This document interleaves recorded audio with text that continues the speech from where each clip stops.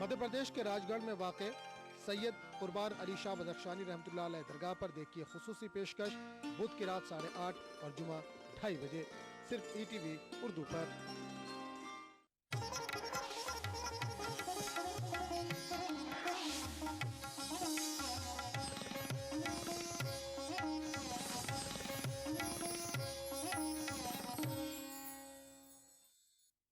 سلام علیکہ یا رسول، سلام علیکہ یا حبیبی، سلام علیکہ میرے آقا، سلام علیکہ۔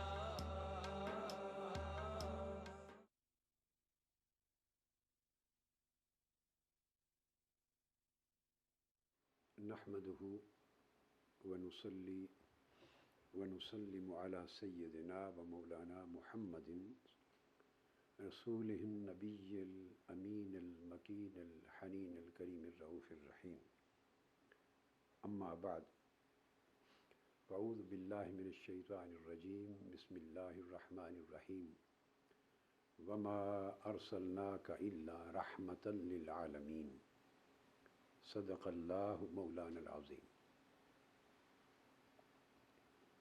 معزز ناظرین و سامعین، الحمدللہ تعالی ہم اللہ جل مجدہ کی توفیق سے اسلام کے دین رحمت و شفقت ہونے کے موضوع پر ایک سلسلہ وار گفتگو کر رہے ہیں۔ آج ہم انشاءاللہ اس موضوع کے ذیل میں ان احادیث نبوی کا مطالعہ کریں گے اور سنت نبوی اور سیرت محمدی صلی اللہ علیہ وآلہ وسلم کے ان عملی مظاہر کا جائزہ لیں گے جو کفار، مشرکین اور اعدائے اسلام جو دین کے مخالف ہیں، دین کے دشمن تھے، دین پر اور اسلامی ریاست مدینہ پر حملہ آور ہونے والے تھے، حضور علیہ الصلوۃ والسلام کی مقدس جان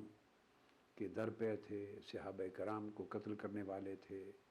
شہر مکہ یعنی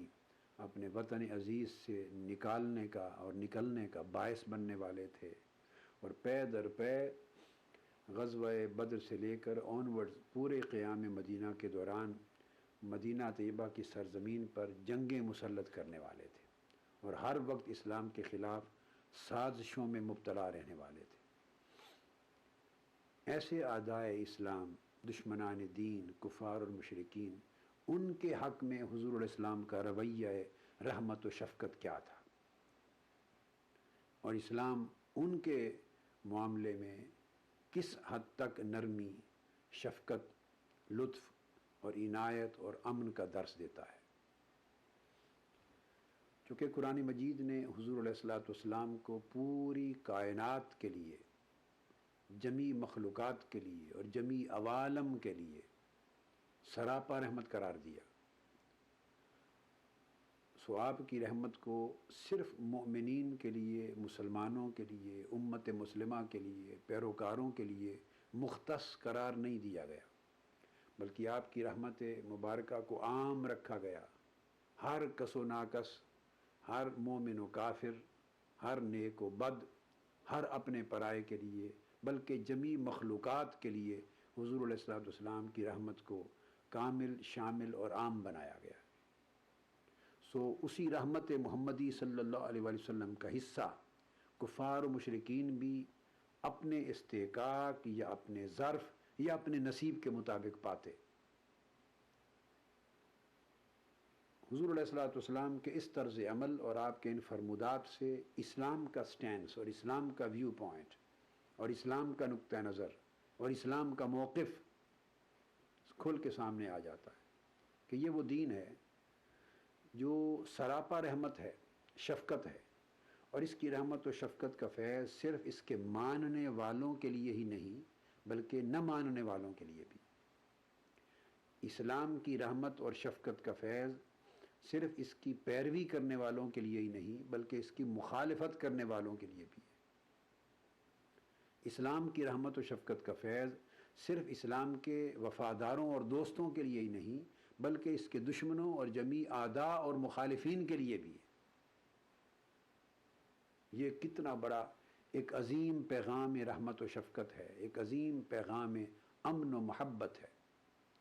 جو اسلام کی تعلیمات میں اور حضور نبی اکرم صلی اللہ علیہ وآلہ وسلم کے معمولات میں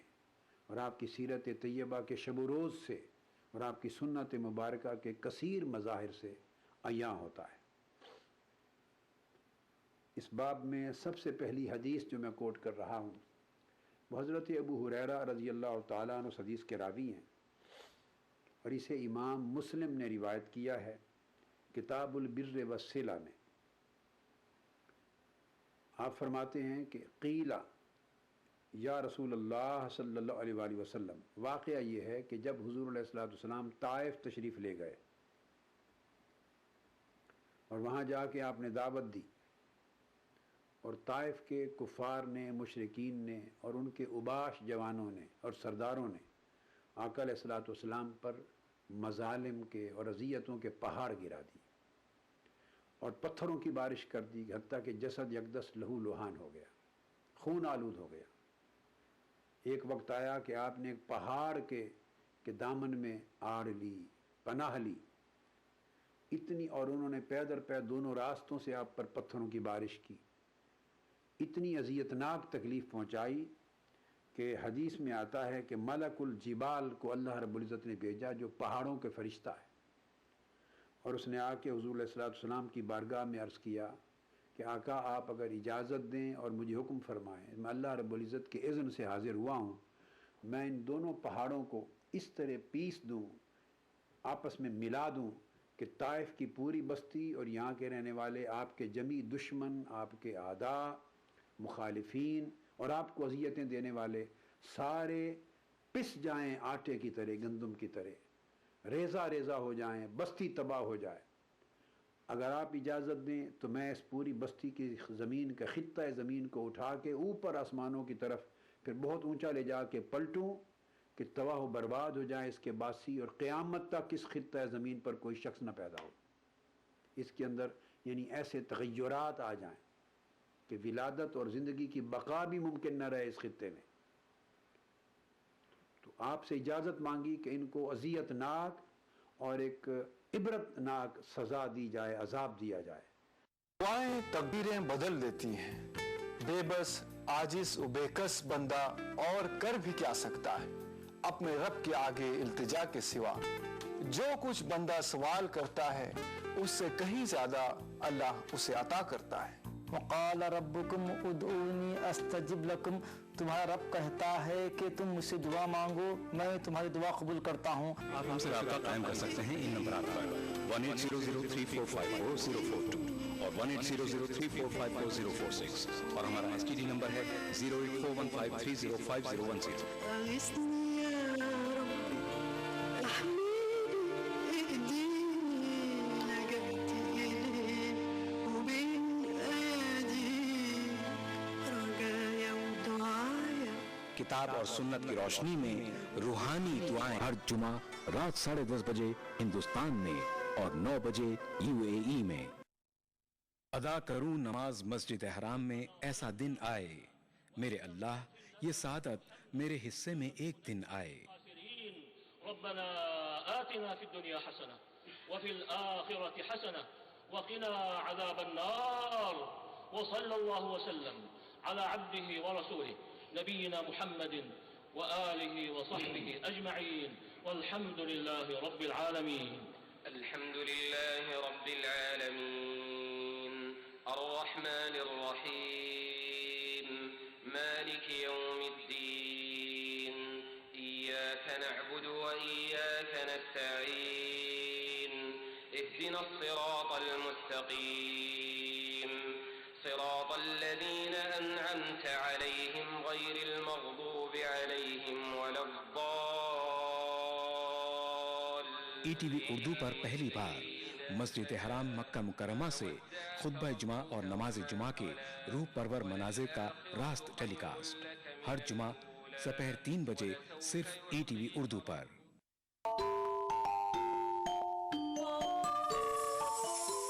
اسلام فار کڈز یعنی اسلام بچوں کے لیے اس پروگرام میں قرآن اور حدیث کے قصے اور واقعات، حضرت محمد صلی اللہ علیہ وسلم اور صحابہ کی زندگی کے حالات اور اسلامی تعلیمات کے اہم واقعات پیش کیے جائیں گے۔ اس میں ہمارے لیے سبق ہے، گائیڈنس ہے اور رہنمائی کا سامان ہے۔ اسی کے ساتھ ساتھ اسلامی تعلیمات کی وہ باتیں بھی ہم آپ کے سامنے رکھیں گے جس میں مورل ویلیوز سکھائی گئی ہیں، تاکہ ہم اپنے اندر اعلیٰ کیریکٹر، اعلیٰ اخلاق پیدا کر سکیں اور دنیا اور آخرت میں کامیابی حاصل کر سکیں۔ اسلام فار کڈز ہر اتوار صبح 9 بجے صرف ETV اردو پر۔ حضور علیہ السلام نے اس کے جواب میں فرمایا، جسے ابو ہریرہ رضی اللہ تعالیٰ عنہ روایت کرتے ہیں، تو آپ نے فرمایا انی لم ابعث لعانا وانما بعثت رحمتا، نہیں، میں کسی کو رحمت سے محروم کرنے والا بن کے مبعوث نہیں کیا گیا ہوں، مجھے رحمت سے لوگوں کو رحمت اور اللہ کی شفقت اور بخشش سے کسی کو محروم کر دینے والا نہیں بنایا گیا، بلکہ میں سراپا سرتاپا میں رحمت بنا کے مبعوث ہوا ہوں۔ لہٰذا یہ کفار ہیں، میرے دشمن ہیں، مخالف ہیں، اذیتیں دے رہے ہیں، یہ ان کا عمل ہے، یہ ان کا کردار ہے، مگر میں اس کے رد عمل کے طور پہ بھی اپنا رویہ رحمت اور اپنا شفقت کا طرز عمل ترک نہیں کر سکتا۔ پھر آپ سے عرض کیا گیا یا رسول اللہ، ایک حدیث میں آیا جو ہی فرمایا یا رسول اللہ ادعو علی المشرکین، آپ خود ان کے لیے بد دعا فرما دیں جنہوں نے اتنی اذیت دی اللہ کے رسول کو، پیغمبر کو، جو انہیں دوزخ کے نقصان سے بچا کر جنت کے نفع کی طرف بلا رہا، ان کو بلائی کی طرف بلا رہا، اس پر اتنے ظلم کیے ہیں، آپ خود بد دعا فرما دیں۔ آقا علیہ السلام نے فرمایا نہیں، میں بد دعا کرنے والا مبعوث نہیں ہوا، میں سراپا رحمت بنا کے بھیجا گیا۔ اسی طرح حضرت عبداللہ ابن مسعود رضی اللہ تعالیٰ عنہ سے مروی ہے، جسے امام بخاری نے روایت کیا اس حدیث کو کتاب و احادیث الانبیاء میں، اور امام مسلم نے روایت کیا ہے کتاب الجہاد میں باب غزوۃ احد۔ اب یہ دوسرا موقع ہے، وہ طائف کی سرزمین کا واقعہ ہے۔ غزوہ احد میں جب حضور صلی اللہ علیہ وآلہ وسلم پر حملہ کیا گیا، دوبارہ پلٹ کر ایک پہاڑ کی وادی سے کفار اور مشرکین مکہ کا لشکر حملہ آور ہوا، اس وقت خالد بن ولید ابھی تک مسلمان نہیں ہوئے تھے، وہ لیڈ کر رہے تھے، سپہ سالار تھے کفار کے لشکر کے۔ حملہ ہوا اچانک، ایک تو حضور علیہ السلام بھی مارے گئے اور آپ کے چہرے انور پر نیزہ مارا گیا، پتھر مارے گئے، آپ کا دندان مبارک کا ایک کنارہ شہید ہو گیا، چہرے اقدس سے خون رواں ہو گیا، اور ایک لمحہ کے لیے آپ پر غشی کی کیفیت طاری ہو گئی۔ اس موقع پر عبداللہ ابن مسعود رضی اللہ تعالیٰ عنہ فرماتے ہیں کہ میں آقا علیہ السلام کو دیکھ رہا تھا، اور آپ انبیاء علیہ السلام میں سے کسی نبی کا واقعہ، ایک حکایت سنا رہے تھے جس کو اس کی قوم نے سخت اذیت ناک تکلیف دی تھی اور مارا تھا اور ضربیں اور زخم پہنچائے تھے۔ آقا علیہ السلام ان کا واقعہ بھی سنا رہے تھے، وَهُوَ يَمْسَحُ الدَّمَ عَلَى وَجْهِهِ، اور چہرے مبارک سے جو خون نکلا تھا اس کو اپنے چہرے مبارک پر مل رہے تھے، پورے چہرے پر خون کو مل رہے تھے۔ وَيَقُولُ اللَّهُمَّ اغْفِرْ لِقَوْمِي فَإِنَّهُمْ لَا يَعْلَمُونَ، اور ساتھ دعا کرتے جاتے تھے، باری تعالیٰ یہ جو قوم ہے جس نے مجھے زخمی کر دیا ہے، لہولہان کر دیا ہے، اس کو معاف کر دینا، ان سے انتقام نہ لے، یہ میرے مقام و مرتبہ کو جانتے نہیں ہیں، یہ حق کو پہچانتے نہیں ہیں، دھوکے میں ہیں، بے خبری میں ہیں، جہالت میں ہیں، باری تعالیٰ اس قوم کا انتقام نہ لینا، ان کو معاف کر دینا۔ اندازہ کریں اتنی شدید اذیتناک حالت ہے، اتنا بڑا افسوسناک حملہ ہے، تکلیف دہ صورتحال ہے، اس کے باوجود اس عالم میں جو ایکسٹریم نیسیسٹی کا،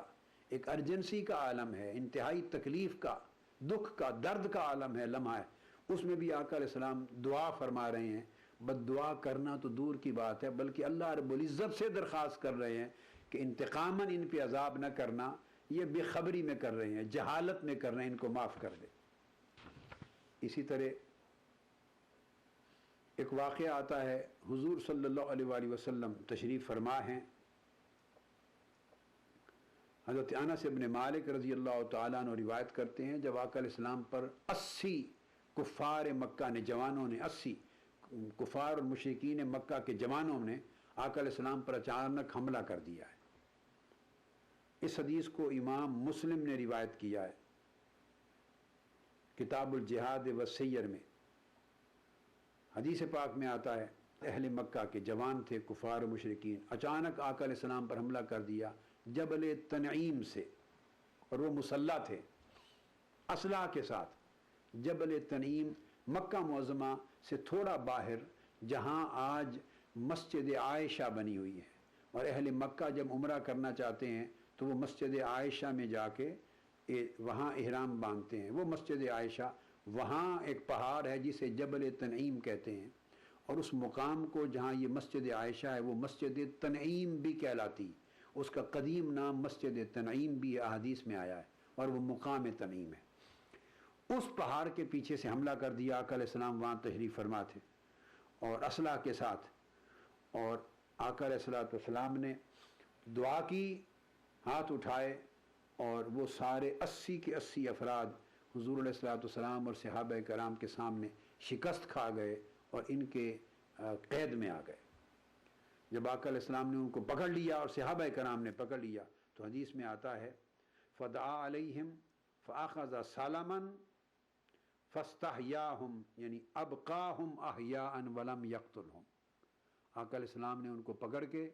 बावजूद उनकी इस अजीब किस्म की हरकत पे और एक इंतहाई परेशान कुन जो बहुत बड़े नुकसान का बायस बन सकती थी, इसके बावजूद आका अलैहिस्सलाम ने उनको मारा नहीं, कत्ल नहीं किया, उनको ज़िंदा रखा, सज़ा के तौर पे ज़िंदा रखा, मारा नहीं है,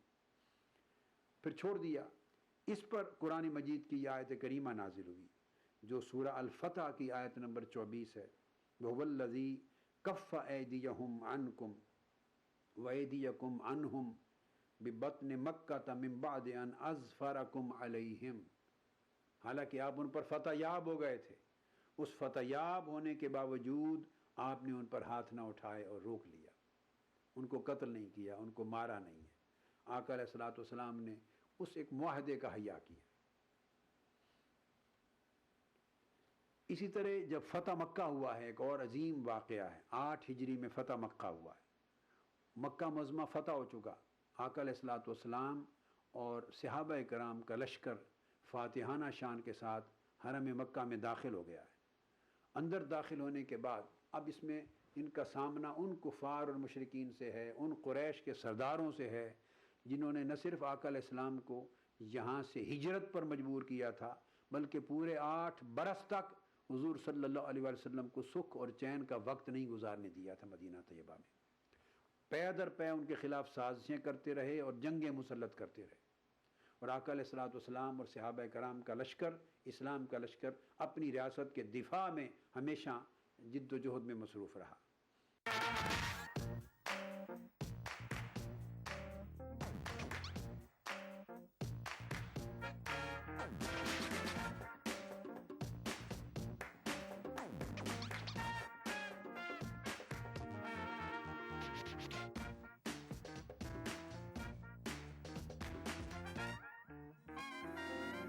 चटपटे और लजीज पकवानों का जायका अक्से रसोई, पीर ता जुमा दोपहर 1:30 बजे सिर्फ ETV उर्दू पर।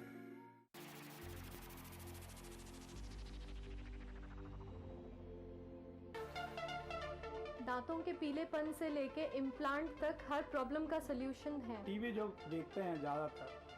वो बच्चे ओवरवेट होने का चांसेस ज़्यादा रहते हैं। 2 times higher risk of development of TB in smokers। आदाब डॉक्टर, यानी आपकी जिंदगी का रहनुमा। खाने पीने का चीज है और पीने का पानी, इसको बैलेंस करना है। Fertility is medical as well as a social problem. Uterine cancer भी स्मोकिंग से आने के चांसेस रहते हैं। अगर आप ठीक तरीके से खाना नहीं लेते हो तो शरीर जो है कमज़ोर पड़ जाता है। सिर्फ कमर की दर्द ही नहीं, आपको इन्फेक्शन होने की चांसेस रहती है। आदाब डॉक्टर, एक ऐसा शो जहां हम जानते हैं एक बीमारी के मुख्तलिफ पहलू और हर हफ्ते बात करते हैं एक नए टॉपिक के बारे में। उठाइए फोन, डायल कीजिए 040-233-13820 और 233-13380। देखना ना भूलें। आदाब डॉक्टर, एवरी थर्सडे शाम 5 बजे हिंदुस्तान में और 3:30 बजे यूएई में। बिछड़ेंगे तो मर जाएंगे हम दोनों, एक डोर में है हमको ये दर बांधे हुए। मैं ख्वाब में इस मुल्क का नक्शा बनाता हूँ, मुझे अपनी वफादारी पे कोई शक नहीं होता, मैं खूने दिल मिला देता हूँ जब झंडा बनाता हूँ। हिंदू और मुस्लिम मुल्क की दो आंखें हैं, अपने मुल्क की तरक्की और खुशहाली का काम हिंदू और मुस्लिम एकता के जरिए किया जा सकता है। मजहब नहीं सिखाता आपस में बैर रखना, हिंदी हैं हम, वतन है हिंदुस्तान हमारा। जब सहाबा कराम का फातिहाना शान के साथ ये काफिला शहर मक्का में दाखिल हो गया और फतह मक्का हो चुकी, उस वक्त साद बिन उबादा अंसारी सहाबी हैं रज़ी अल्लाह तआला अन्हु, उन्होंने अबू सुफियान से कहा, अबू सुफियान उस वक्त तक अभी मुसलमान नहीं हुए थे, इसी फतह मक्का के मौका पर इन अय्याम में उन्होंने कबूल इस्लाम किया है, तो अभी कबूल इस्लाम नहीं किया था। तो अबू सुफियान को हज़रत साद बिन उबादा अंसारी रज़ी अल्लाह तआला अन्हु ने कहा, अल यौम यौमुल मलहमा, आज इंतकाम लेने का दिन है, हम आज तुमसे इंतकाम लेंगे, और आज का दिन काबा की सरजमीन और मक्का का जो शहर है हमारे लिए हलाल कर दिया गया है, आज हम तुम्हारा खून बहा सकते हैं, इंतकाम लिया जाएगा। अबू सुफियान ने यह बात हुजूर नबी अकरम सल्लल्लाहु ताला अलैहि वसल्लम को पहुंचा दी। आका अलैहिस्सलातु वस्सलाम ने फरमाया, अल यौम यौमुल मरहमा, उस पहले नारे के जवाब में जो आप ही के सहाबी ने बुलंद किया था कि अल यौम यौमुल मलहमा, इंतकाम का दिन है, आज तुमसे इंतकाम लिया जाएगा। आका अलैहिस्सलाम को खबर पहुंची तो आपने जवाबन ऐलान फरमाया, नहीं, इंतकाम का दिन नहीं, अल यौम यौमुल मरहमा,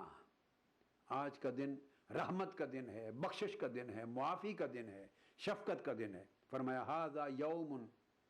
युअज़्ज़िमुल्लाहु फ़ीहिल काबा व यौम तुक्सा फ़ीहिल काबा, आज का दिन वो दिन है कि जिसमें अल्लाह ताला इस काबा को अज़मत अता करेगा और काबा को ग़िलाफ़ पहनाया जाएगा इज़्ज़त का, हुर्मत का।